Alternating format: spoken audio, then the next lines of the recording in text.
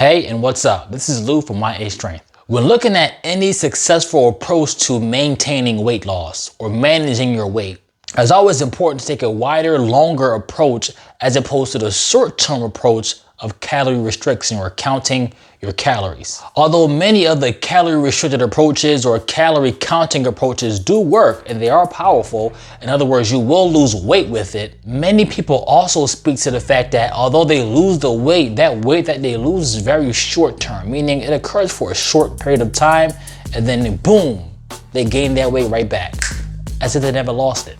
So the question then becomes, for those of you who have been through this cycle before, yes, you lose weight, but how long can you maintain that weight loss? And the truth is, according to the research, most people don't, and you can't maintain that weight loss if you're solely focused on counting calories. But there's alternate approaches, and I'll be discussing that in this video right now. So keep on watching and stay tuned to find out and learn more. Don't forget to show love, subscribe, and help me grow. Let's get started.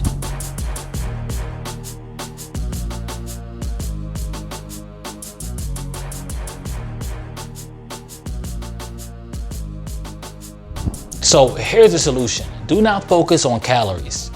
If possible, don't focus on calories at all. So no calorie counting. Focus more so on feeling full and satisfied. So focus on satiety. When you're looking at any diet approach or any restructured or alternate method to weight loss. In other words, rather than just simply reducing your calories, understand the influence from the types of foods that you eat, when you decide to eat, the impact that those foods have on your satiety, and the energy it takes your body to consume the food that you eat itself. In other words, the energy it takes for your body to break down that food. It takes your body, long story short, more time to break down protein than it does to break down carbs. Taking this approach will definitely give you more of an advantage to managing your weight loss or maintaining your weight loss as opposed to simply calorie counting. You see, the truth is that calorie restriction or calorie counting is a method that's fairly outdated from the perspective of its impact with regards to the longevity of any type of weight loss maintenance. And it's a common mistake or a pitfall that many people find themselves in. So instead of calorie restriction or counting your calories, you can try other things such as keto or the ketogenic diet. The ketogenic diet is a high-fat, adequate protein, and low carbohydrate diet. The diet forces the body to burn fat rather than carbohydrates. There's also intermittent fasting, which is a topic that I talk about a lot within my channel, and I'll post a couple of links to some intermittent fasting videos that you might find useful in the description box below and post a link above. But intermittent fasting is an umbrella term for various meal timing schedules that can cycle between voluntary fasting and non-fasting periods over any given point of time.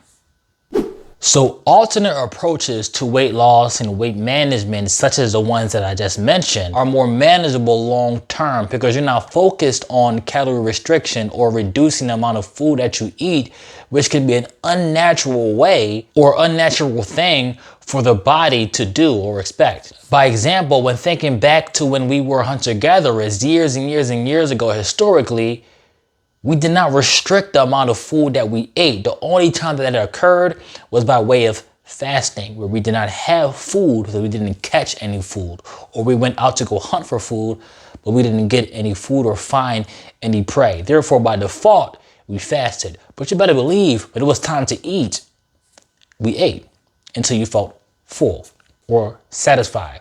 And that's why even right now in today's time, calorie restriction can be done in terms of losing weight, but it's hard to maintain that weight loss.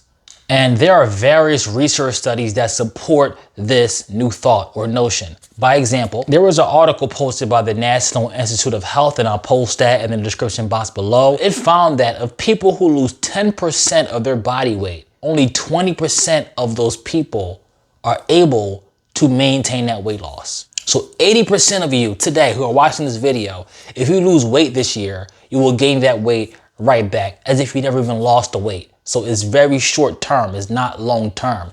That's because many people focus on calorie restriction as opposed to alternative methods such as actually changing your diet itself.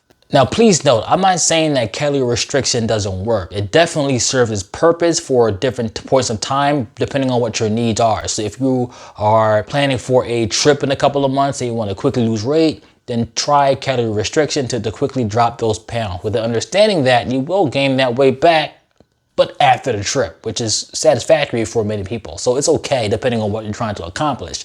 But for those that are looking for long-term results, like meaning I want to lose weight and I want to keep that weight down, it's not just about calorie restriction. Bottom line is that solely focusing on calorie restriction or steep calorie drops to lose weight is simply not sustainable.